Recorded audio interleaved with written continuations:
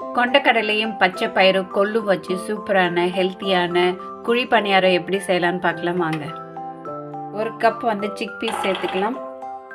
ஒரு கப் பச்சை பயிறு, கப்பு கொள்ளு சேர்த்து, அரை கப்பு உளுந்து சேர்த்துக்கலாம்.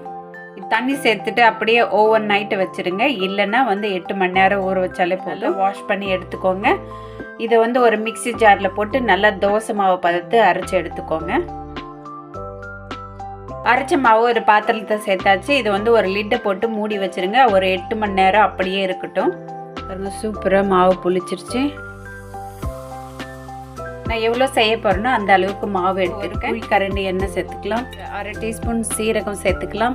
நறுக்கி வச்ச இஞ்சி கொஞ்சமாக சேர்த்துக்கலாம். கருவேப்பிலை, கொத்தமல்லி, 3 பச்சை மிளகாய் கட் பண்ணி வச்சுருக்கேன், அதையும் சேர்த்துக்கலாம். ஒரு சின்ன வெங்காயம் கட் பண்ணி வச்சுருக்கேன், அதையும் சேர்த்துக்கலாம். ரொம்ப நேரம் வதங்கணும் இல்லை, லைட்டாக வதங்கினா போதும். அதில் ஒரு மீடியம் சைஸ் கேரட் துருவி வச்சுருக்கேன், அதையும் சேர்த்துக்கலாம். தேவையான அளவு உப்பு, பெருங்காயத்தூளும் சேர்த்துக்கலாம்.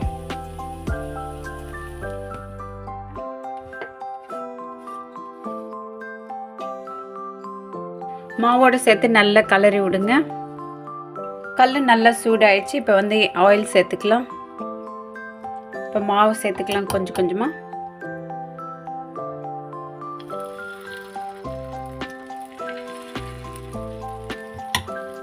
அப்படியே ஒரு லிட்டை போட்டு மூடிடலாம்.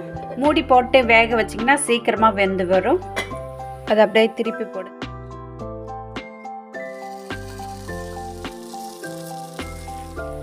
அவ்வளோதான், வெந்துருச்சு. இது ஒரு பாத்திரத்துக்கு மாற்றிக்கலாம்.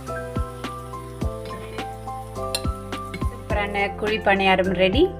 இது அப்படியே சாப்பிடலாம். சட்னி எதுவுமே தேவையில்லை. இந்த ரெசிபி பிடிச்சிருந்தா நீங்களும் வீட்டில் ட்ரை பண்ணி பாருங்கள். தேங்க்யூ.